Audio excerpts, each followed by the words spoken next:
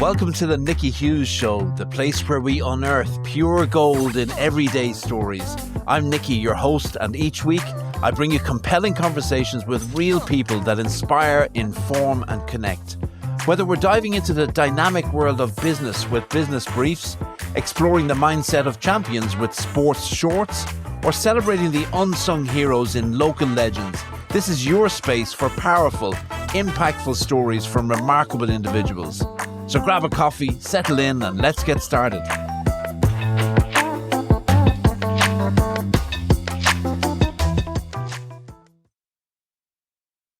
Wendy McGlone, it's great to see you again. How's things? Good. Good. What are you up to? It was a few weeks. This is kind of what I've spent the last 3 months maybe focusing on. Okay. And it's great to see it now. This is the baby. The Email Edge. Well, congratulations. Is this your first book? It is the first. I'm working on the second at the minute, but this is the first. Okay. Well, tell me all about The Email Edge by Wendy McGlone. That's good. Email and, it's on in hardback and Kindle. And Kindle as well. Okay. It's on Amazon.ie and .co.uk. Okay, great. Tell me about The Email Edge. What's it all about? Essentially, it's kind of the book I needed. So about 3 years ago, 2022-ish, me and my partner, we had a retail business and we didn't have a budget to pay somebody else to do the marketing for us. And my background was in marketing and sales. So I thought, I'll just do it. Right. And it was great because it gave me such a deep dive into marketing, especially, but particularly email marketing. Because like I said, we didn't have the budget to pay someone else. So ads weren't really an option for us. And because we were new as well, it didn't make a lot of sense to put a shitload of money into ads when we could be focusing on our organic content. And that's where email marketing came in, because it's much cheaper to send an email than it is to send an ad or to put out an ad. So I kind of took a bit of a deep dive into email marketing. And I saw very quickly, if I sent someone an email just been like, hey, thanks a million for coming on our tour. Here's a discount. If you really loved it, if you could give us a Google review, that would be amazing. And when I saw they booked again, I was like, oh, there's something to this. So I just doubled down on email marketing. Long story short, we ended up closing the shop and I moved back to a 9-to-5 into a marketing role full time. So when I went into that marketing role, I was able to put into practice everything I learned for our own shop. So I just, again, doubled down on email marketing because that was what worked. And even in the 9-to-5, I found it really difficult to make ads profitable. Yeah. Just found it really difficult. It was kind of an algorithm that I just didn't crack. And the powers that be said, well, this is where we're seeing the return. So let's double down on this. Let's send even more emails on this. Let's drive the email newsletter even more. Let's try to get more signups and let's double down on this. So that's kind of what I did. But when is email marketing not dead? I mean, is email marketing not kind of 1990s technology? Or where has that technology moved on? How has it moved on? And is it still really effective as a marketing tool, or is it kind of becoming superseded by new technologies?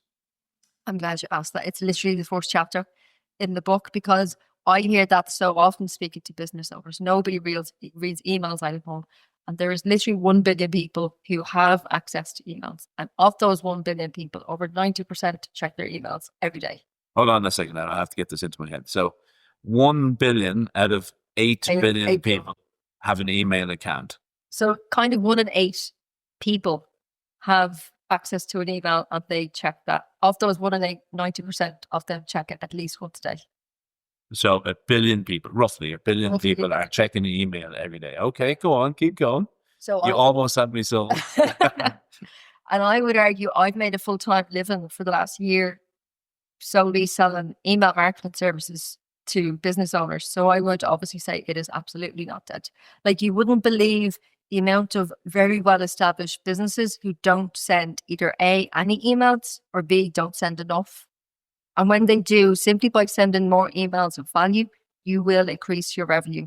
Like, there's a direct correlation between the amount of emails that you send and the revenue that you generate from email marketing. So do you know what the number is there? Do you know what that correlation is? Well, generally speaking, for every euro that you spend on email marketing, you should make around €30 back for every email that you send. So for every email that I send, so say I send 100 emails today, I should be getting €3,000 back. Is that right? Give or take, yeah. In what time frame? And obviously we can't guarantee this, but Yeah, obviously, like the time frame varies. But from my experience, for every euro you spend on email marketing, not for every email you send, but for every euro you spend on email marketing.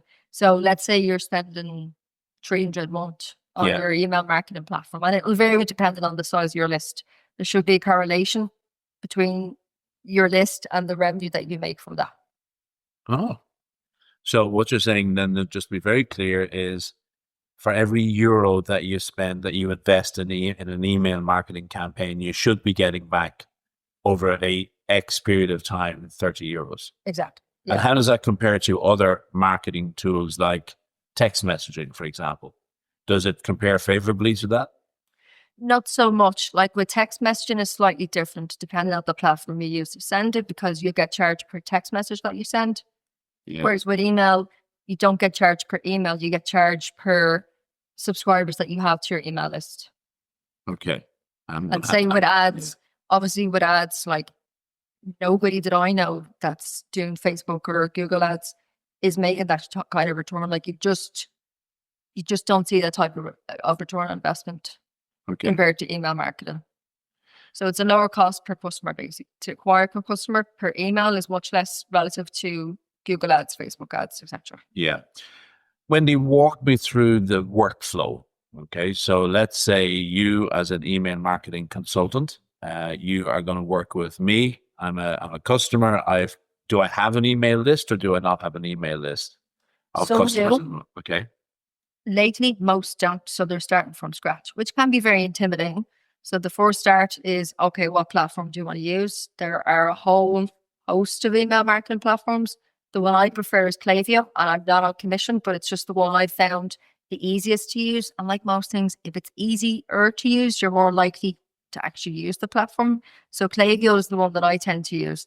It's the easiest I've used so far to set up automations. So for a lot of clients that come to me, they won't have automations in place. So they're having to kind of send reactionary emails rather than having emails already scheduled to send. That way, because life will get in the way, business will get in the way. Whereas if you have automation set up, it's not a consideration. They're already sent and they'll be sent automatically. Okay, so I'm going to have to raise my hand now. I'm the uninitiated. I'm genuinely uneducated at this, so I'm just trying to work my way through this workflow in my head. So I, as your customer, I own the business I own that I'm trying to market to my customer list. I sign up to Klaviyo, or you sign up to Klaviyo, or you do it on my behalf. Is that how it works? Yeah, essentially, I would do it on your behalf. Okay, so that way it's your account. Yes, it's not my account. It has to be your account. That way, you can essentially manage it. Okay. Because let's say we stop working together for whatever reason, I can't then take that. It's your data. Okay. And you own the list. I'm just managing and maybe maintaining the list. Right. So I've got, say, 100 customers, and I create, or you help me to create some kind of a batch of customers, and then you start to create email marketing campaigns targeted at those 100 customers. Is that right? Yeah. So let's say we're starting a list from scratch. And the thing with email marketing is someone has to give their explicit consent to receive these emails because they are marketing emails. So let's say we set up Klaviyo and you have a website. Let's say, for argument's sake, the website's through Wix. So we would integrate the Klaviyo platform with your Wix website. That way, if somebody makes a sale on the website and initially it came through an email, that Klaviyo is able to track that this sale came through your email. Okay. Everything has to be trackable. You need to be able to measure your open rates, your click-through rates, and obviously the most important metric is generally the revenue that your email has generated. And what's the difference between Klaviyo and, say, a CRM system, Salesforce or HubSpot or one of those? Are they the same thing? They're very similar, especially HubSpot. Yeah. A lot of businesses will use HubSpot for a CRM, and then as a tagline or as a kind of a byproduct, they might use it for email marketing too. But strictly speaking, something like Klaviyo is more suitable to it because it is solely for email marketing. Okay. So therefore, the Klaviyo and the HubSpot would be integrated as well, right? Or you could just use Klaviyo for your CRM as well because it will collect the data that you need. Yeah. So You don't really need to pay for 2 different platforms. Okay. Obviously, if you already have HubSpot, we can use that. But let's say you didn't, I would recommend Klaviyo. Yeah. So my 100 clients then, we're all set to go with those guys, and we're gonna talk about how to create an email marketing campaign in a second. But I'm also interested in new business, right? So how do I use email marketing to target new prospective businesses for me? It's a good question. You would essentially use it to nurture people along the journey, because naturally people are going to be at different stages of their journey. Some people won't have heard about you. Some people might be a little bit familiar with what you do. Some people might be ready to pull the trigger and start working together. And that's where email marketing comes in, because they've given their consent to hear from you. They're usually much more receptive to your message. So especially with a welcome flow, you can take them through the customer journey, and you're giving value, but ultimately you're trying to be helpful, and you're trying to almost direct their decision making. So think of it like a funnel. So initially it kind of starts off a bit more broad, and then as you drill it down, it gets a bit more specific and a bit more targeted. Generally speaking, the more targeted and specific you are, generally speaking, the better results that you have. Okay, so if I'm a company that makes Wellington boots, right? Gum boots, they're known as in Australia, for those Australia and New Zealand listeners. And we have a few, so thank you very much for listening. It's a growing number there. So I'm making Wellington boots, right? And I have a list of 100 customers who already buy Wellington boots from me. Now I need 100 new customers. So you're going to do what to target that initial email? How do you know who to send an email to? So let's say when someone visits your website, they'll have a pop-up from Klaviyo, and the pop-up might be sign up to our newsletter. Maybe you receive a discount, or maybe it's something more like a lead magnet, whereby, let's say for your case, maybe it's something like showing people how they can capture their memories or document their memories, something like that. It's something of value. You're trying to think, what can I give them that will solve a problem for them that they don't have to pay for? And it doesn't have to be related to Wellington boots. Ideally it is. Ideally it's something very specific. It's kind of like, there's no point giving a lead magnet of like, you're going to give a €50 voucher for Aer Lingus if that's not directly relevant to what you're doing, because then you'll get people that sign up that are not really interested in what it is that you do. So it has to be relevant to the business, and it has to be valuable to your audience. So as long as you're solving a problem with the lead magnet, like for example, my lead magnet on my website is, if you join my newsletter, I'll send you the first 2 chapters of my book. So that's kind of the value I give, to try and give them a little bit that hopefully they really like it, and they either decide to buy the book, or else like, actually, you know what, I want to call Wendy and maybe we'll work together. So it's just trying to give something of value. Yeah. So I'm thinking, and forgive the creativity here, but so I'm making Wellington boots. It's coming up to springtime. You've got little kids in the house, and they're all growing up fast. And you might want to buy a new Wellington boots, but you might want the little guy to wear the bigger boots. So you need an insert for the Wellington boots that his feet fit, or her feet fit. So you might give away a free insert by joining up to my newsletter or something. Exactly, yeah, something like that. Something that's valuable and relevant to the audience, that when you give them this, you're going to solve a problem, and then solving that problem builds up goodwill. Okay. So once they come to the website, let's say they sign up to the newsletter, as soon as they sign up, they'll get an automatic email that's like, "Hi Nikki, thanks a million for signing up. Here's what you can expect. Once a week we'll send you an email, and it'll say X, Y, and Z, and either here's your discount, or here's how you can claim your free insole, or here's the lead magnet that you signed up for." Okay, right.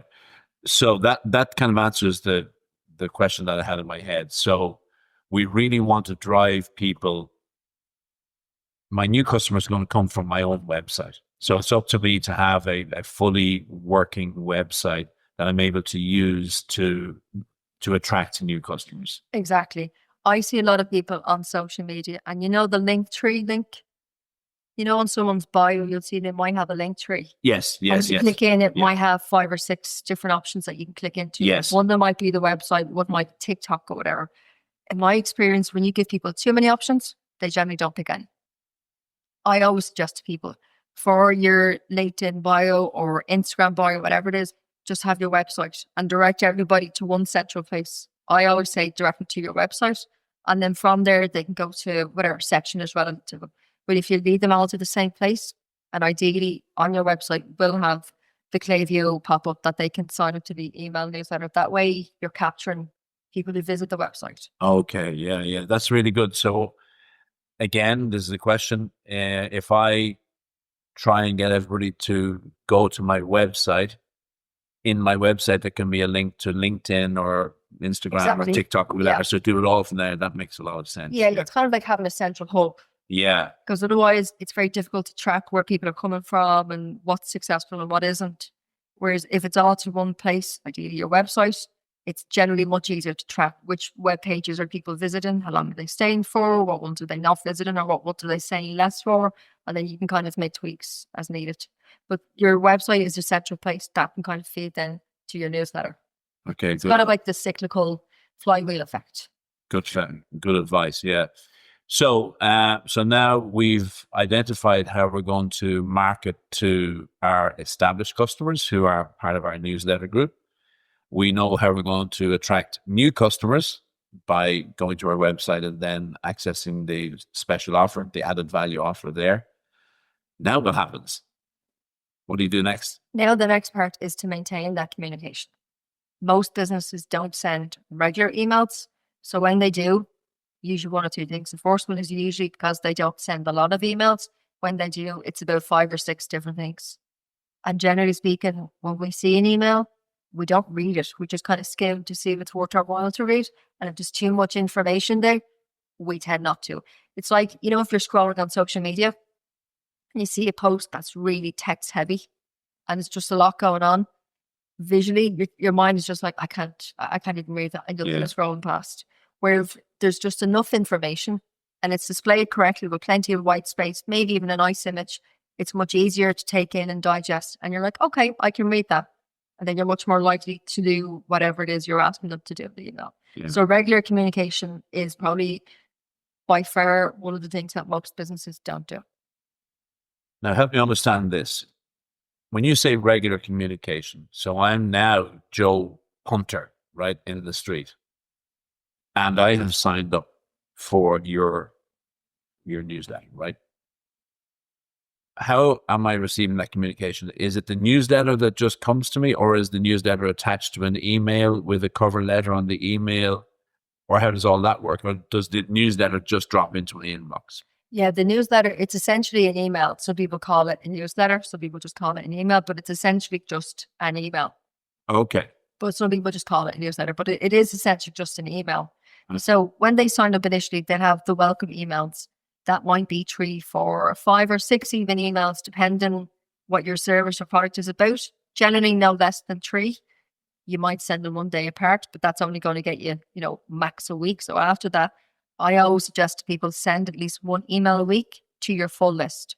So let's say your full list is 100 people. And it's important to remember they've explicitly expressed they want to hear from you. That's the important thing about email marketing. It's not like an ad where it might be a bit interruptive or a bit disruptive. With email marketing, they've explicitly said, I want to hear from you. So I would say to people, send at least 1 email a week to your full list. If that's 100 people, great, whatever that number is. But in between that, you can get a bit more specific because not everybody is obviously going to buy you Wellington boots all the time.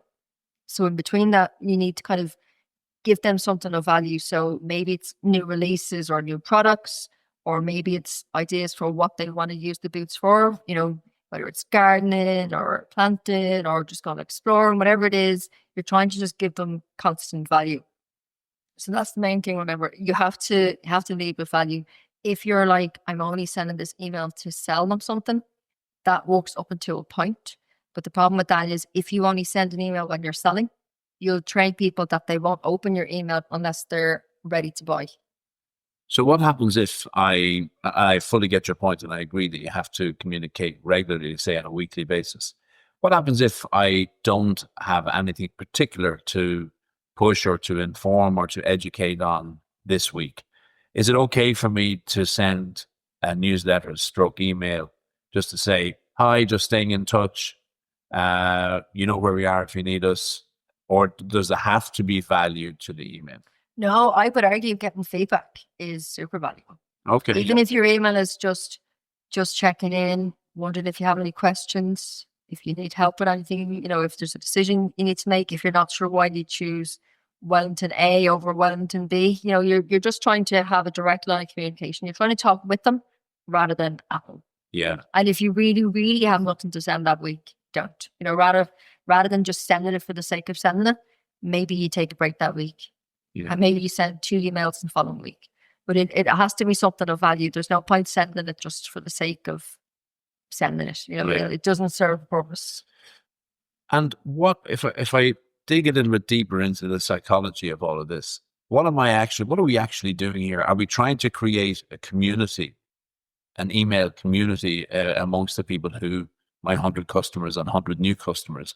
Are we trying to make them a community? I mean, should I be, through my emails, should I be inviting them to a weekly webinar, for example, or inviting them to a Q&A session that I host? Am I trying to build my profile, my personal brand and personal profile by communicating with this group of people? Or am I simply using them as my target market that I'm pushing sales messages at? No, I'd say ideally you are inviting them to like physical, whether it's an in-person event or whether it's a webinar. Like the more value that you can give your list, the better. You're ultimately just trying to build trust with the people that you're communicating with. You're trying to let them know you, and in turn, hopefully you can get to know them, whatever their needs are. Like some of for writing this book in particular, I use feedback directly from my email marketing list. So as I was writing the book, I was documenting the process. And one person said to me, the problem I'm having is how can I be consistent with my emails? So I was like, great, I'll include a section in the book about that. You mean consistent in the regularity of the events? event? Like how consistent they kind of write their emails and send them out. Someone else said, I'm having problems with my emails ending up in spam. How can I avoid that? So again, I was like, great, I'll include a section about that. So I kind of let people tell me what problems they were having and then use that to directly put it into the book. Yeah. So ideally it's a two-way communication, but you're trying to just get people to know, like, and trust you. Yeah. And even like if you have a story, like for example, my email newsletter this week, I told a story how, was it 23 years ago? Last week I had sent an email about how my twin sister fired me. It's a true story. I read it. So it works. So it works, yeah. And it was true. Yeah. And I'd mentioned at the end of the email that maybe Stacey was getting me back from O'Neill. It's the job we had 23 years ago. So this week the newsletter was about me sacking Stacey. And like at the end there was no call to action. There was no buy this or buy that or any. It was literally just, here's the story. Yeah. Because I want people to know me. Yeah. And obviously hopefully get to like me and trust me. So it's just building that rapport. Yeah. And did you use that same post? We call that a post just for arguments, just for want of a better phrase. Did you use that same material on LinkedIn then? No, I didn't. So on LinkedIn and Instagram, same for that particular one. The picture that I used was the same as the email. It's a photo of me and Stacey. But all I said on the Instagram and LinkedIn post was, my twin sister fired me. And if you want to actually hear the story, sign up to my newsletter. Gotcha. So it's giving them what it was about, but not giving them the full details, because otherwise, why would they sign up to the newsletter? Yeah. You know, so it's giving them enough to make them curious, but then you'll actually read about it and get the details in the newsletter. And do you do the same thing for other social media as well? Yeah. Yeah, same thing. Okay. Same thing. Great. Yeah. So I'm starting to see how this all works in together, you know, it all integrates. Yeah, you're essentially like, you can repurpose stuff. Yeah. You know, yes. Maybe the angle will be slightly different for LinkedIn than it might be Instagram, depending on your audience. But essentially, like, the subject matter is the same. Yeah. I want to get back to the process, but I'm really interested so as a business owner, or knowing a lot of other business owners out there in the world, this is a time-consuming job. That's my perception, that it's a very time-consuming job. So how do small to medium-sized businesses ever get the resources or the time or the know-how or the skills or the knowledge and experience to actually do this themselves? Can they carve out time to do this themselves, or do they have to employ the services of somebody like yourself to help them with this effort? I'd say they can, as long as they're willing to learn. If you have an appetite to learn, you can learn anything. So partly why I wrote the book, because I can only obviously work with a certain number of people.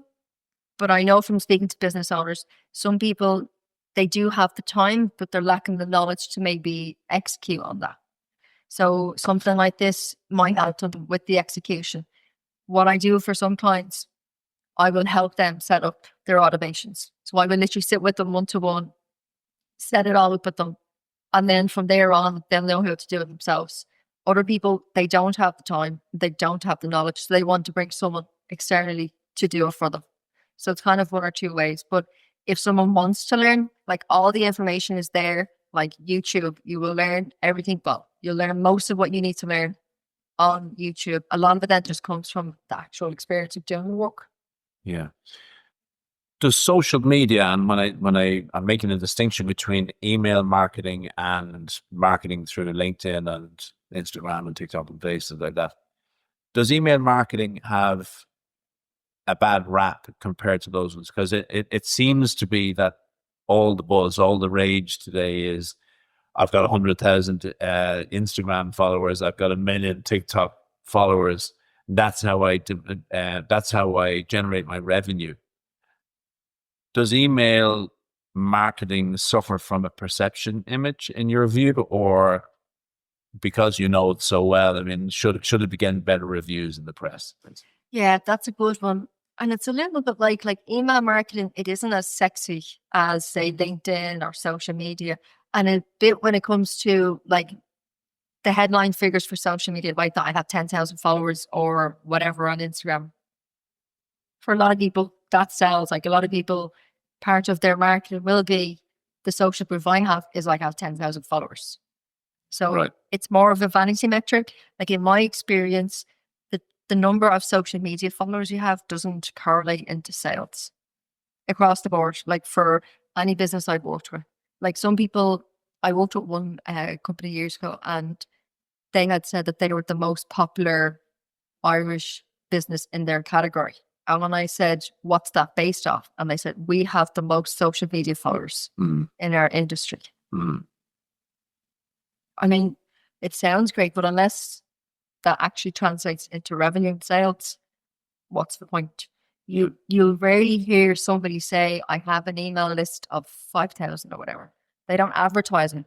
Yeah. It's just not seen as sexy. Do you know what I mean? It just isn't like, it's almost like a bit of a secret. Customers don't really want to tell you off the bat how many email subscribers they do or don't have. Especially, I spoke to someone very recently and he had a list of over 20,000 people. Oh, and I said, that's amazing. How often do you communicate with them? And he said, I don't. And I said, well, having a list of 20,000 is the same as not having a list at all if you don't communicate with them. So it's not the quantity, it's the quality of the communication. Okay. You know, it's all about the quality of your list.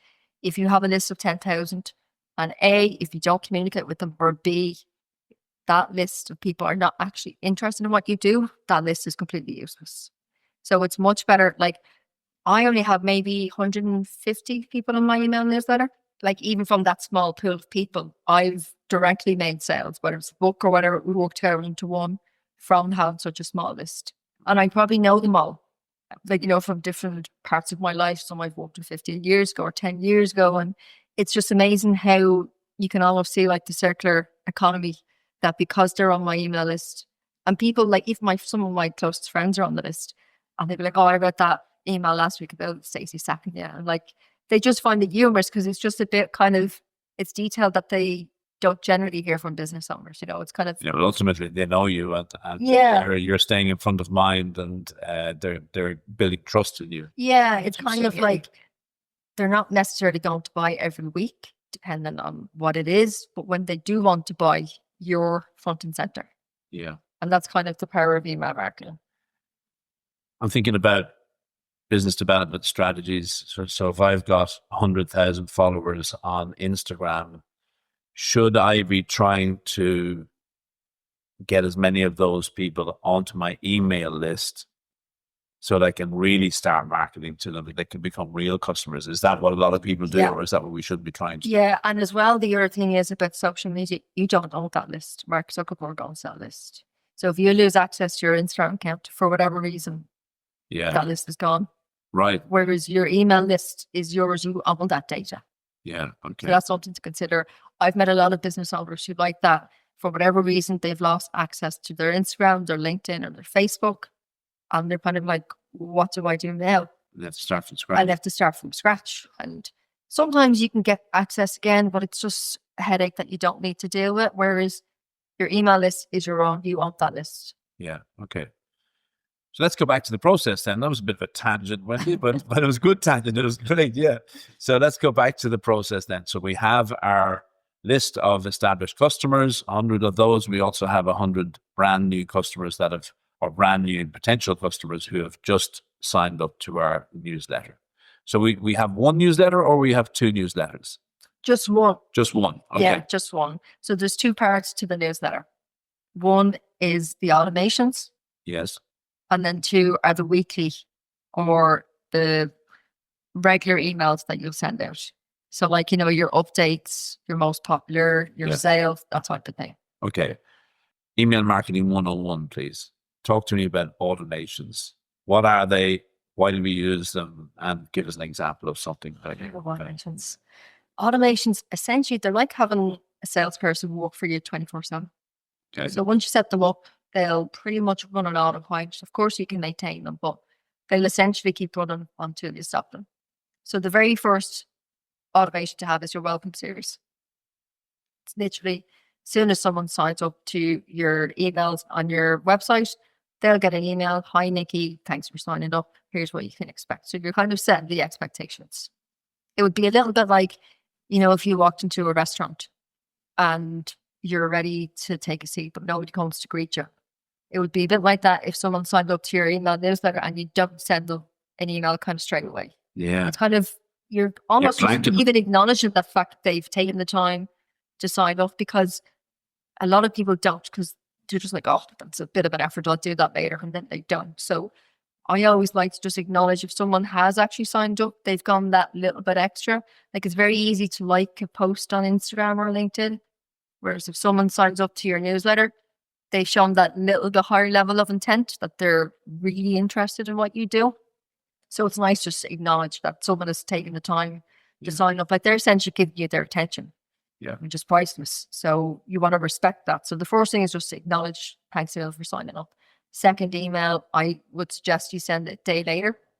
So the second email, it might be something that maybe they don't know about you, but maybe they liked you, or you think it would be useful for them to get to know you. The third email maybe might be a review from another customer that you've had. And again, it's reinforcing that kind of social piece element. So you're kind of saying, I am good at what I do because Mary over here says so, and this is what Mary has to say about it. Whether it's like a Google review or like a video testimonial, whatever it is, just something that you're kind of, again, showing that you can do what you say you do. Okay, so that series of welcome emails, say there's 3 of them, that is your content for a week or 2 weeks, something like that? Yeah, generally I would say your welcome emails, send them one day apart. Okay. For my welcome series, it's 5 emails, so that will get me 5 days essentially. Then once the 5 days finishes, then I'll send them an email once a week. So they'll just go into my overall email list, and then I'll send them an email once a week. Right. And your first 5 emails, they're all automated. Yeah. So you write them and you set them up in Klaviyo, I presume. Yeah. And then Klaviyo automatically sends them out once every day. Basically. So based on them joining, so let's say you sign up to my email newsletter now, you'll get the first email now. The second email will be at the same time tomorrow. Third email, the same time the day after, fourth, and then fifth. Yeah. You can obviously, if you really want to, you can specify what time you want those subsequent emails sent. Okay. At the moment, I've probably only set up this particular email newsletter maybe 6 weeks ago. So at the moment, I just want to find out organically what time people are naturally opening my emails for the welcome series. And then once I get a bit more data, I'll put in specific times, whether it's 8 p.m. or whatever, based on what people have done up to date. Yeah. And goodness me. So let's say 10 people sign up to the newsletter over the next 5 days, for example. Yeah. The moment that they sign up, does that initiate your first welcome email? Yeah. Exactly. Okay. So you're not sending out the same email to everybody on a Monday and the same email to everybody on a Tuesday. So it's really depends on what stage of the onboarding process that they are at determines when your series of emails kicks off. Exactly. Until somebody has finished the first 5 welcome emails, in my case, I don't send them the email that I'm sending to the full list, because I kind of want to keep them separate. I want them to kind of get the value that I want to give them the welcome series. Yes. And then I'll bring them into the overall kind of ecosystem, because otherwise they could get 2 or 3 emails a day, and that's especially at the start. And really what I'm trying to get at here is that I have some experience in customer specific marketing campaigns, which means that if I've got 10 large customers, I'll have a marketing program or a marketing campaign designed for each individual customer, and they get individual treatment. So with the process that you've described just now, it's almost like every person that signs up to the newsletter has an individual marketing program designed for them that they can consume at their own time, in their own time, right? Yeah, exactly. So it's not blanket, it's not blasting marketing blurb out there. Everybody gets an individualized piece almost. Yeah, it's individualized in the sense that it would be, hi Nikki, hi Wendy, hi John. It would be the email would literally be addressed to you, because I collected first name on my website. I can then use your name throughout the email. So sometimes as you read the body of the email, you'll see the name Nikki. Yeah. And that way it makes it feel like it's personal to you. Yes. Yeah. But you can, like with email marketing, you can segment your list based on a whole heap of things. But obviously their behavior is one of the ones. So for argument's sake, I could send someone an email that's been on my website, and then someone who has not yet been on my website within a certain amount of time frame. They've already signed up to my emails, but let's say they haven't been on the website a week or 2. I can send them a different email to the person who was on my website yesterday. Yeah. So you can be super specific and targeted. Gotcha. Yeah. Yeah. Psychology is also a huge part of this process. Yes. I'd love to know how much work and study that you've put into the psychological aspect of this. But you talked about behaviors there a few minutes ago as well. And psychology and behaviors are a key part of the success metrics of email marketing. That's an assumption on my behalf. And one of the cookie funny things that I'm sure you spend a lot of time working through is, how do you open your emails? My understanding is that if you open with hi or hello, or particularly hi and hello, people are less likely to open those emails. Is that right? Or do you try and put in different greetings and different openings to attract the person's attention? Yeah, I mean, there's no kind of hard and fast rules. Like, a lot of it is just testing, because everybody's audience will be slightly different.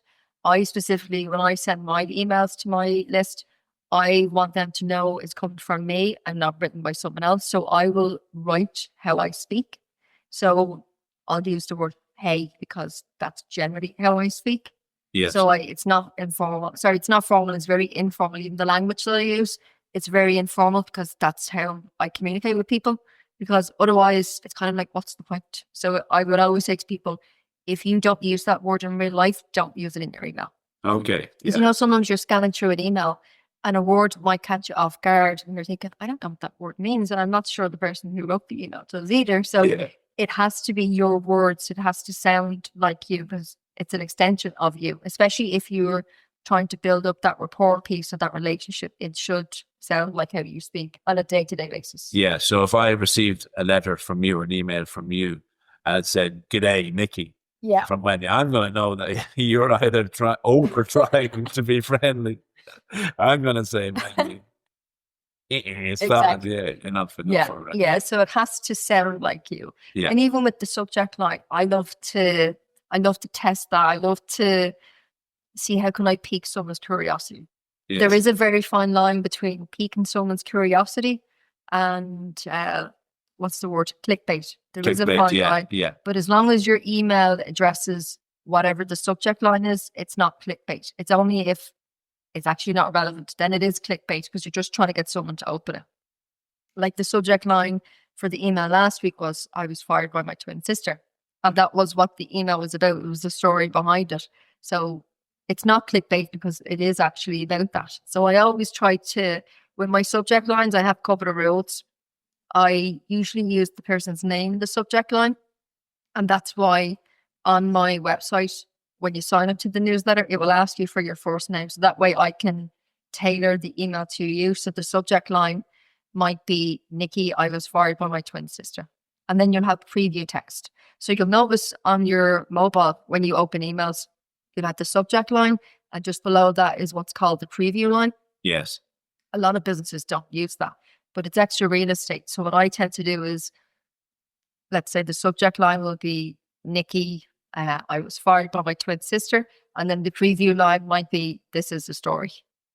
So it kind of gives you a bit of an insight to what the email is about because it's extra real estate space. So you really should use it, but a lot of businesses don't. Yeah. So I try and pique people's curiosity with the subject line, and I'm always trying to refine it. I'll always try and use as few words as possible because you'll notice, especially on your phone, most people, like usually over 70% of people will open it on their phone. And you'll notice it obviously, like let's say you had a subject line with 20 words, it will only show usually the first 5 or 6 or 7. Okay. Depending on how many characters that you've used. So the less words you use in the subject line, often the better because people can actually read the full thing. Okay. What are the other psychological factors that are really important in email marketing?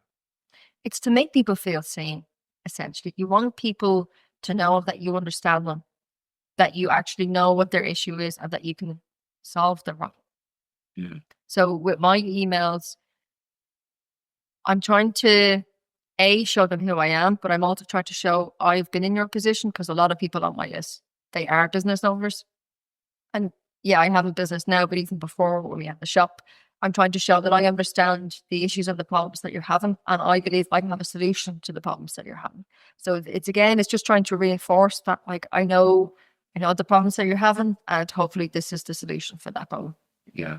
So we're back to the email campaigns now. And we're going all over the place. We're going to Mayo and back, and we're going up and down the Drumlins and Cavan, and we're back to the.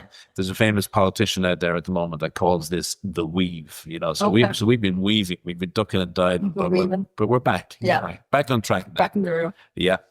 Now, we've identified our target market, and it's now time to create. So we've already created the welcome series of emails.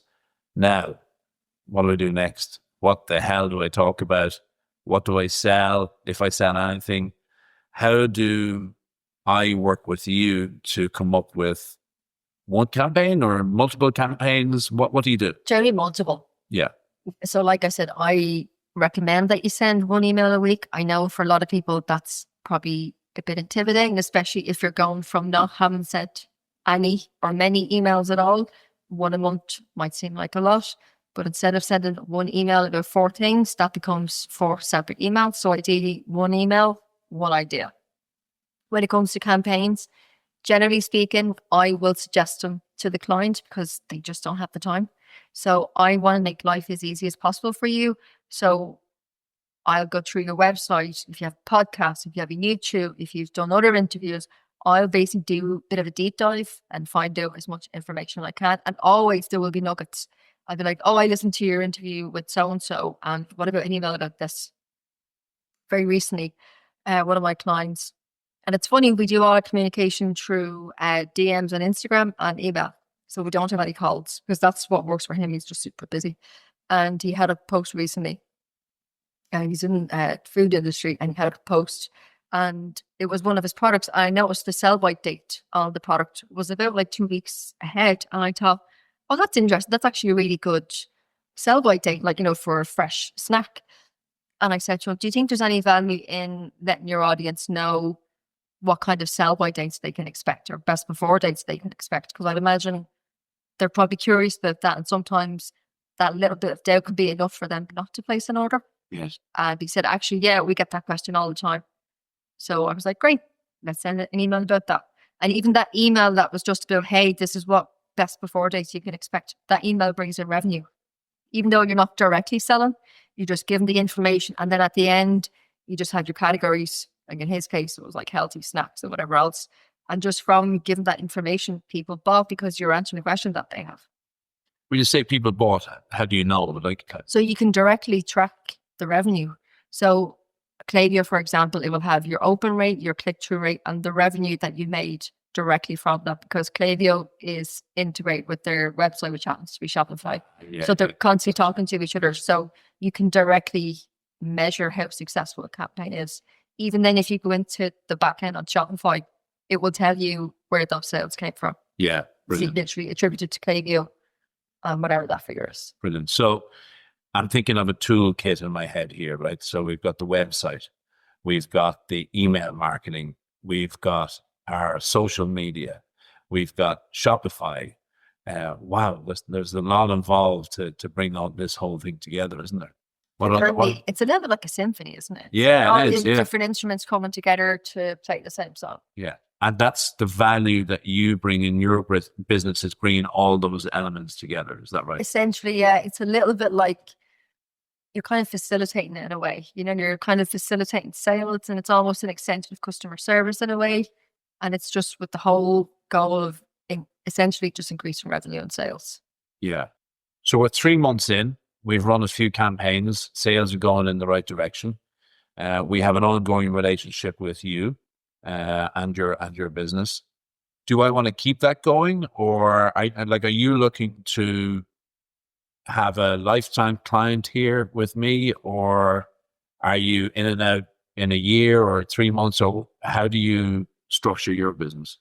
It varies from client to client, because naturally some clients need more support than others. But in an ideal world, it would be long term, because you're not necessarily going to see results overnight. And I never promise results overnight. So I would say to people, it would probably take, once you set up the automations, it probably takes at least 90 days from that point to get some data of what's working well, what isn't working well, especially if you're split testing things. So if you're split testing something, the way it will work with Klaviyo, 50% of your list will get email A, and then 50% of the list you're sending to will get email B, and it'll just be one slight change. It might even be just a subject line that we're testing. Yes. Sometimes I'll have email A, and the subject line will have your name, and then subject B won't have someone's name. And it's just testing the different open rates, the different click-through rates, and ultimately which email made more money. And then after 3 months, well, what elements are working, and the elements that are working, okay, let's repeat them in the next series of emails. So you're constantly trying to gather data and make informed decisions based on what's worked, and then you double down on that for the next round. Yeah. Let's talk about a couple of corner cases. So let's pretend now that my Wellington boot company, we sell designer Wellington boots, by the way. Very fancy. Boutique. Designs and boutique, yeah. Boutique, I like it. Yeah, I like it, yeah. Boutique, yeah. So we're entering the Irish market, and one of the key events that we're going to be going to is Bloom. Okay, it seems like a decent fit. How much notice do you need to set us up for that event, or would you even consider an email marketing campaign to help drive that event? Yeah, usually, most times I will say to a client, hey, I know you're going to Bloom next week, for argument's sake. Why don't you send an email to let people know what stand you're at, where they can find you, what times you're going to be there for, what products you're going to have. Just kind of give them, again, you just set expectations, and you just let people know that you are going to be there.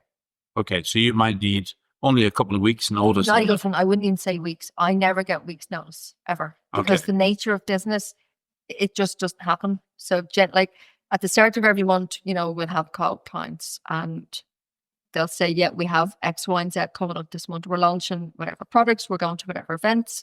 So I'll know to pencil them in, but always last minute things come up.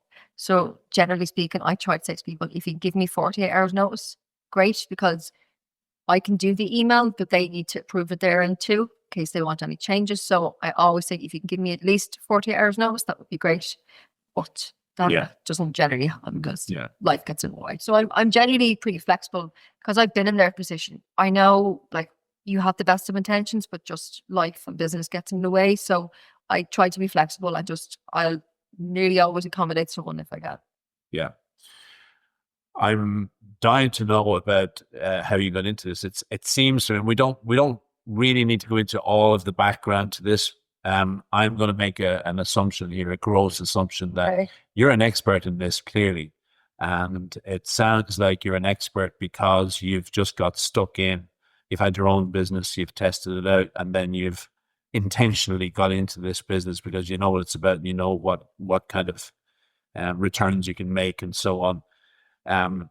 Is really the only way to become an expert in this email marketing business is to get stuck in and do it yourself with the help of the likes of this? Or are there other ways to learn it? I think for something like this, yes, the theory will get you so far, but ultimately it's the hands-on experience and ultimately the mistakes that you make that you will learn from. And are you expecting me as a client to help you through those mistakes in the learning process? Or are you now at a point where you're going, I'm really on top of my brief here. I know exactly what I'm doing. So yes, I might make a few mistakes along the way, but I'm going to be able to bring value to almost every customer that I work with. Yeah, fortunately for my clients, I made a lot of the mistakes in the early days in the shop. Like, one of the biggest mistakes I made at the start was I knew people were automating how they sent emails, but I didn't quite know how they were doing it. And because I put a lot of the focus into like the physical build up of the shop and building the website and all that stuff, and I was like, oh, I'll do that in a few weeks. So it was probably maybe 3 or 4 months into the shop before I started to automate stuff. So up until then, it was all manual, which was grand, but again, it was very time consuming. So once I had a window, I was like, okay, I need to figure out how to automate this because I know other people are doing it. So once I figured the automation out, that was great. It was a godsend. So I knew from that point on how to automate. So a lot of the mistakes I figured out during the shop. Yeah. So you were able to then confidently take on your first customer, knowing how all this works and knowing the pitfalls and so on and the way you go. Like integrating, say, Klaviyo with Shopify or Wix. Yeah. Doing it now, it's like second nature. But when I did it for our shop, I was a bit like, oh, I hope this works. Whereas now I'm like, it absolutely works because I've done it so many times. Yeah. Quick question on your business model, and I don't need to know numbers at all, figures, I mean. So presumably, again, you work on a retainer basis where you would have a standard fee every month with your client. If a special event like Bloom comes up, do you have to negotiate those individual corner cases and add them to your monthly revenue, or does your monthly revenue stay the same and then you're open to whatever that brings in terms of workload? And the reason I'm asking this question is because I'm interested to know what level of hand-holding, what level of involvement have you got with each of your individual customers? Is there a customer that's taking up 20% of your time? Is there a customer that's taking up 60% of your week? How do you manage all that? And how do you scale? How do you grow this business? Yeah, that's a good question. And I tend to work with people kind of 1 or 3 ways. The first one will be I will show somebody how to do it. So it'll be a one-on-one workshop. I'll show you how to set up the automations, how to create campaigns, and you'll have templates so that when you want to send your own email, the templates are already there. That's one side of it.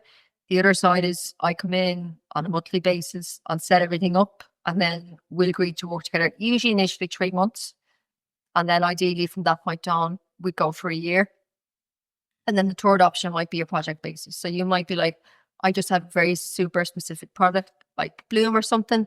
I need you to create me 12 emails or whatever, just for this in particular. And that just be a once-off project. So it tends to be one of the 3. Okay. Yeah. So it's all structured. Yeah. And do you want to work with 500 customers or are you limiting your customer base to whatever, 10, 15, 20, and then Yeah, it's super specific because it's just me. And eventually I will hire staff, but for now it's just me. So I don't want to over 15 people at a time because I couldn't produce the best work. So it tends to be more or less than 10 Yeah. at any one time, just because I don't want the quality of what I do to suffer. Yeah. And how many Wendy's are there out there in the world running, I shouldn't say running email marketing campaigns, but as an email marketing consultant, how many of you are there out there in the world? Is there a small amount or is it millions? Well, I would say there's only one me, and well, technically two, I have a twin. But I would say that in the sense that I feel like my skill set is kind of very particular. So I would say my skill set kind of meets at the intersection of consumer psychology, writing, and then generate revenue from email. So that's kind of my super specific skill set. Yes. It's almost like fractional marketing. Spoke to someone yesterday and they were talking about they offer fractional HR. So that somebody doesn't necessarily need the whole suite Sure. of HR, they just need a specific skill set. And I guess that's similar. It's kind of fractional marketing. It's a very specific skill set because you want a specific outcome. Yeah. That's hilarious because I actually came across fractional workings only last week. I've got a customer who's involved in Dublin City here, and he was telling me all about it. So now I've heard about it twice, and I'm gonna hear it's a new buzzword. I'm gonna hear about it every week now. Yeah, great. You mentioned writing in that last piece there, and it is your love of writing and your ability to write and your patience for writing that has driven a lot of this business. Tell me more about that. And then I'm really keen to know, how do you write a book? Because for me, that's just probably the biggest mountain that one could possibly try and climb. God, where do I start? It was probably about 15 years ago now. And I'd always enjoyed writing. Like, I always loved English, in school, always loved history, loved writing essays, all of that type of stuff. And it was probably 2010-ish. And I was having trouble sleeping at the time. And I went to a therapist, and he suggested, whatever you're thinking about at night, just write it down. And that was kind of how it started. So I just started to write down whatever it was I was thinking. And eventually, over probably a couple of months, I started to think of more fictional ideas of stuff to write, different characters or poetry. And that was kind of how it came about organically. Then in 2011-ish, I did a 6-month writing course in Crumlin College. And there's a writer, Valerie Shaw, probably never heard of her. She was running the workshop. So I did that for 6 months and was like, oh, I love this. I really enjoyed this. But I wasn't in a position to return to education full time at the time. So I was still working a 9 to 5 in sales. And then 2014 came around and I had the chance to go back to college as a mature student. So I went into core for a year to study creative writing. And I loved it. I basically just read and wrote for the year. And it was really there that I was like, okay, I want to do this. I want to do this full time. I want to do this as a career. And 10 years later, here I am. But it was kind of a detour to kind of get to there. But I knew 2014, 2015, I want to write for a living. That's how I want to make my living. And yeah, that was 2014, 2015. 2015, I went back into the workplace. I was working for a really nice company. They're IPS, did now rebranded as Press Street Signs, but they were lovely. And I was working in sales and marketing, and I saw this course in DBS and sales, marketing, PR, and advertising. And I basically asked them if they would send me to the course, and they were like, "Yeah, great," because it would directly relate to what I was doing in the job. So I did that, and it was there that I was like, "Oh, I can see a direct correlation between the words I'm writing and actually using that to make revenue." Right. So that was kind of when the seed was really planted. When you say that you wanted to write for a living, that's amazing for a start. And were you clear that you wanted to write for business, or did you want to be a journalist, or did you want to be a fiction writer, or did it matter what you wanted to write? I wanted to write fiction. Okay. And I have tons of fiction books here at the minute, so eventually they'll make it out into the real world. But yeah, it was to write fiction. That was kind of the initial goal. Right. Okay. So now you've made the link between writing and earning revenue, which is amazing. Where did you go from there?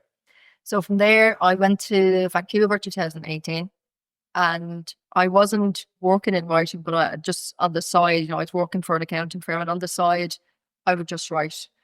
At the time, I thought I was writing a book, but now looking back, I know I was just documenting the book, if that makes sense. Sure. Because I was writing, but there was no structure to it. You know, there was no end goal as such. I kept just thinking, I'll write and eventually a book will come from that. Whereas now I know if you have the outline of the book first, it makes the writing process much easier. So I always wanted to write, but didn't know what that would necessarily look like. So after Vancouver, when we came home in 2020, I was still very much, I want to write for a living. I want to have my own business, but I'm not really sure what that looks like yet. So when I came home, the job that I had, again, it was in sales, but there was a bit of downtime. So any downtime I had, I was on YouTube, I was reading, I was writing. So I was constantly trying to think. I was trying to treat it as if I was already writing. I just wasn't making money from it yet. Sure. Then when we had the shop, that's where I made the first money from email. That was probably the first time I made revenue from an email. I put up a story on my Instagram the other day just saying I'm on a podcast this week if you have any questions. And someone asked me what was the first email that you made revenue for, and it would have been from the shop. So whenever someone came out on a tour with us, at the start I was manually emailing them the next day, hey Nikki, thanks enough for coming out. You know, if you really love what we did, if you give us a Google review, and if you want to book again, here's 20% off.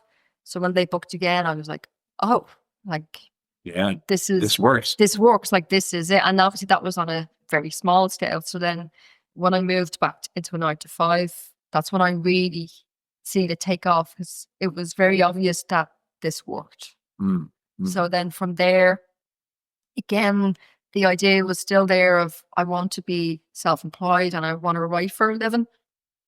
So I was in the 9-to-5 probably just over a year, and I just got to a stage where I could no longer not do it, if you know what I mean. I was just like, I have to do this. And I had no fear of what if it doesn't work out, because in my mind, there was no working out. I was doing it, and if for any reason I wasn't doing it any longer, I would just go back and get a job. You know, I didn't see any risk to it, and I wasn't worried about what people thought, because people don't really care anyway. You know, at least not long term. They might care initially, but then something else is new. So I didn't have that fear piece. So I was just like, now is the time to do it. And I have tried many businesses over the years.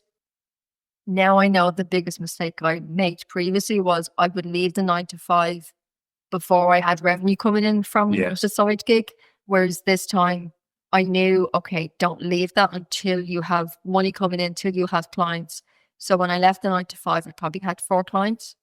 And as it turned out, when I left the 9-to-5, they signed up as a client.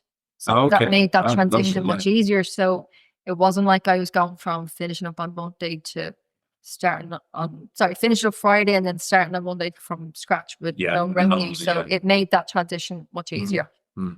So it's kind of led me to here now. Yeah. And why the book? I mean, why would you want, I understand your love of writing, so that's one reason to write a book, but why the email agent? Why shouldn't one write a book, if one should write a book at all? I think everybody has at least one book in them, whether that's a fictional book or whether it's something from their life experience. For me, it really came out of, we were going to France in January, just gone. And just before we went in the December, I'd helped my father-in-law publish his own book. So he self-published 2 books last year.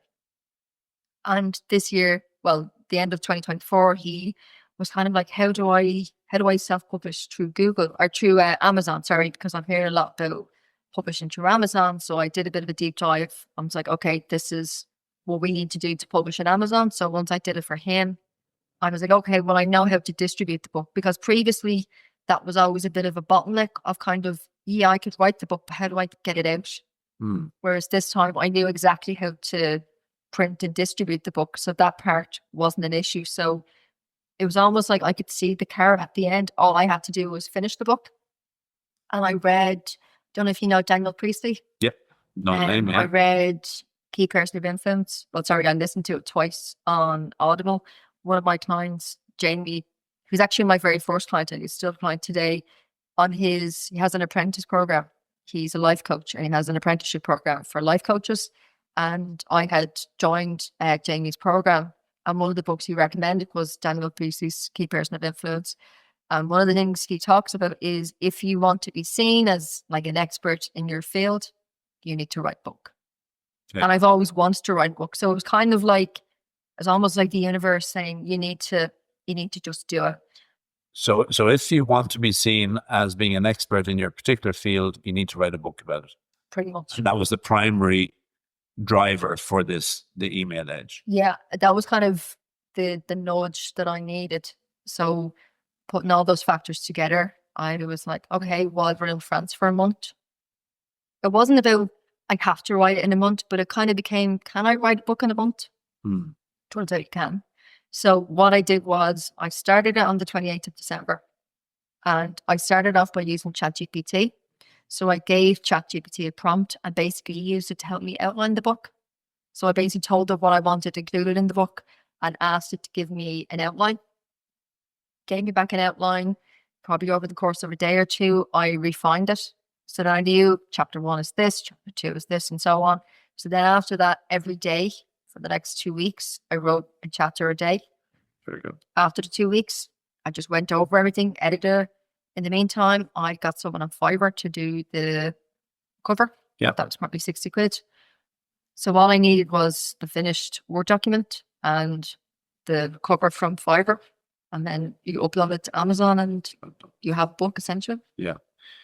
So anybody can do that. Anyway. You're an expert in your field. And say there are 10 other experts in their field, right? In the exact same field as you, email marketing. Do all of those 10 people have the same level of knowledge around email marketing? And what makes you stand out from the crowd then? So why should I read the Email Edge over John Smith, who has also written a book about email marketing?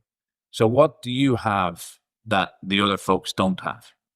I think it's the experience. It's the experience of sending emails for myself, for my own business. Then it's the experience of doing it for other people, because it's really doing the thing that you gain the experience of what to do or what not to do. Like we said earlier, most of my mistakes I've already made, thankfully. And I rarely make the same mistake twice. I'm someone who I hate getting in trouble. Like it's like Yeah. you know, when you're in school, I was always a goody in school, never got in trouble, like never had to write lines, anything like that. So almost my fear of getting in trouble almost prevents me from making the same mistake twice almost. Okay. It's like an inbuilt Yeah. filter I have. So I think it's the hands-on experience that you can learn the theory from anywhere. I mean, ChatGPT will give you the theory, Yeah. but the actual experience of doing the work, I think very few people have that. And how have you woven that experience into this book? Well, a lot of you'll see when you hopefully read it, it is based on my particular experience and the mistakes I've made, what's worked for me, what hasn't worked for me. So it's very much based on the last 3 years' experience. It's real world, yeah. Yeah, it's real world. What was the process of self-publishing like? And what was it like when you saw your book for the very first time? It was pretty cool, I won't lie. And now that I've done it once, I'm like, okay. You're on a roll now. Yeah, like at the start of the year, I had a couple of goals, and one of them was to publish 2 books. So one is ticked off, thankfully.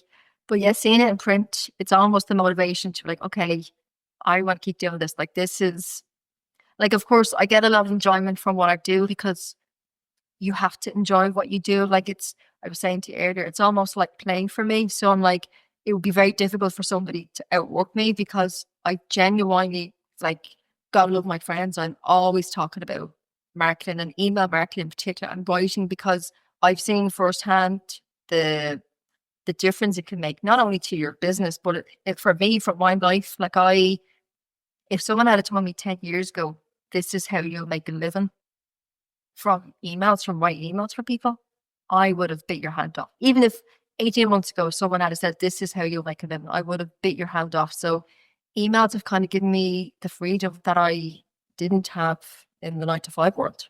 Yeah. Wow. Yeah. And what was the process of actually publishing the book like? Did you do that all yourself? Yeah, and it was pretty straightforward, to be honest, Nicky. Okay. Like, I think sometimes it can be shrouded in mystery, and there's kind of gatekeepers to a degree.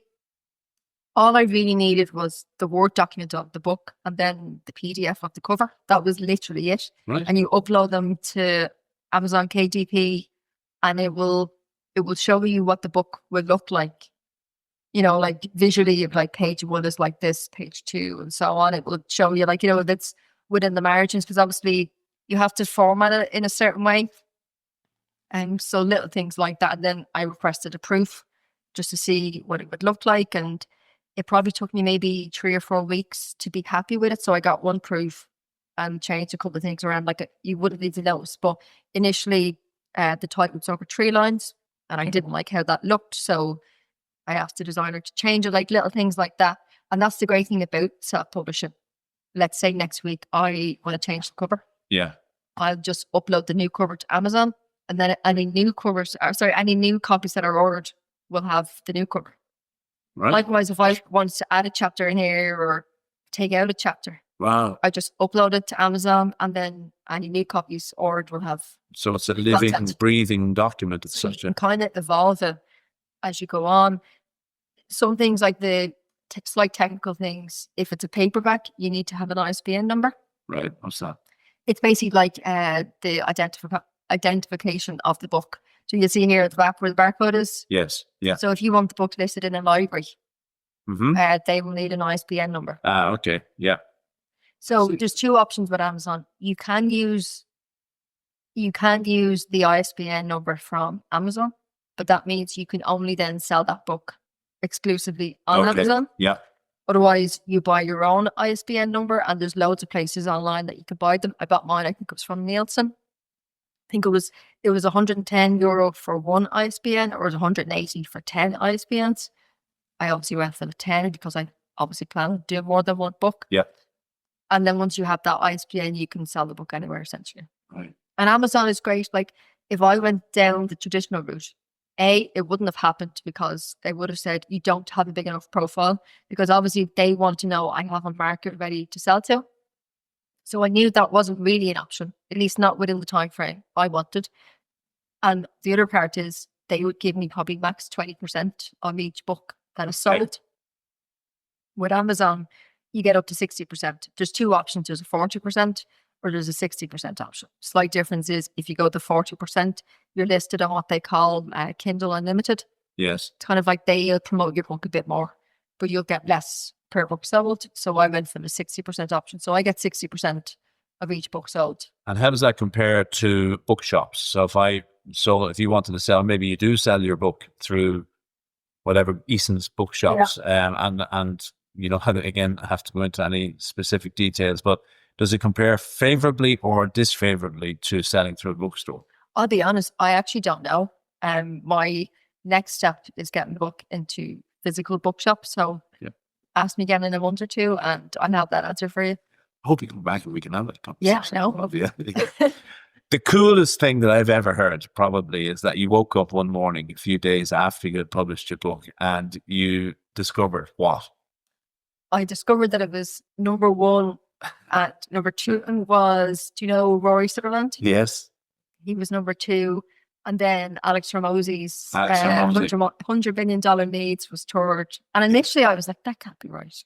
But I will say there is a slight caveat. So this is on Amazon.ie for full transparency, rather than Amazon.co.uk. Okay. So it wasn't the bestseller on, or it isn't the bestseller on Amazon.co.uk, but Amazon.ie.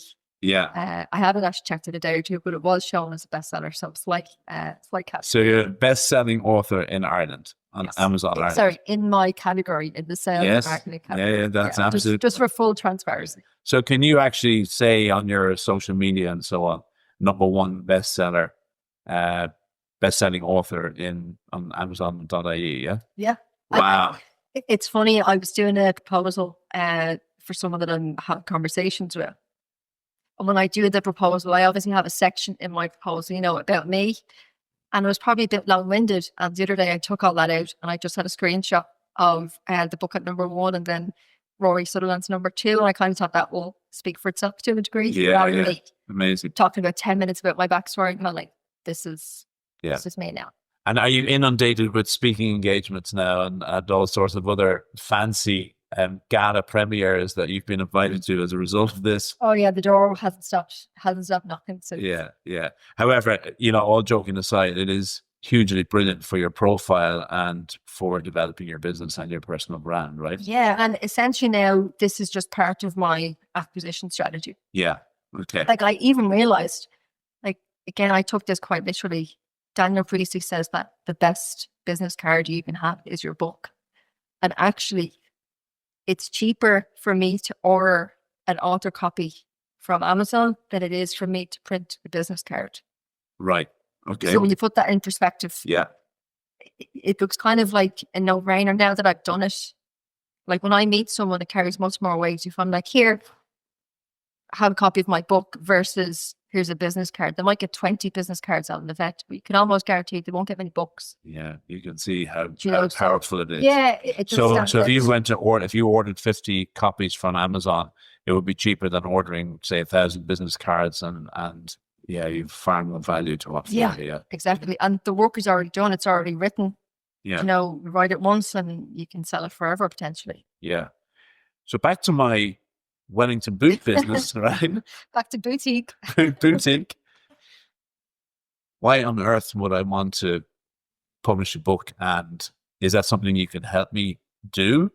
Do you help other people? Are you like a business biographer of some sorts, or is that part of your offer? Yeah, it has become part of my offer. So I didn't want to offer it until I had done it myself. So for months, I've been telling business owners, you should write a book. It's so easy, blah, blah, blah. And then I realized if I'm telling somebody how easy it is, I need to have wrote a book. Yeah.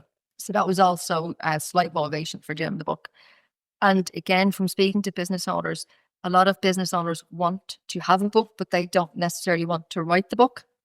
And that's where I would come in. Like I said, I love to write. And now for some of my existing clients, I'm ghostwriting books for them. Okay. So they're their words, but I'm just helping them to put it into kind of a complete project. Yeah. So they might give me the topics through like a voice note.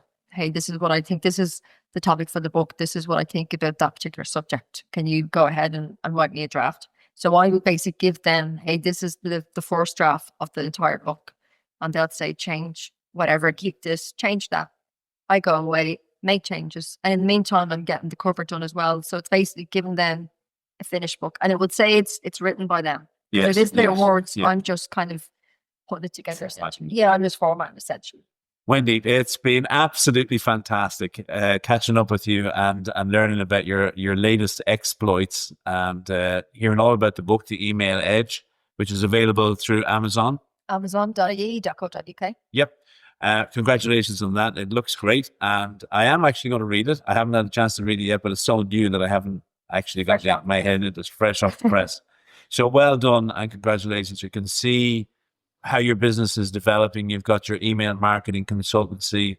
You've got your business biography services coming through. So the globe is opening up for you, and through sheer hard work and determination and experience and skills and knowledge, I think we're going to hear a lot more about Wendy McGlone. So thank you for joining us today, and I can't wait to catch up with you again. Thank you, Nicky.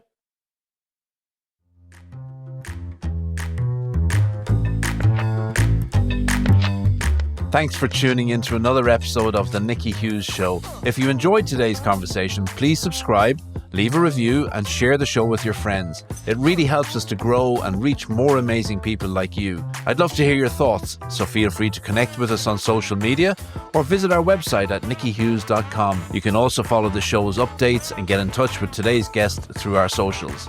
Make sure to join us next week, where we'll be getting to know another legend from the world of business. Until then, stay curious, stay inspired, and keep uncovering the gold in everyday stories.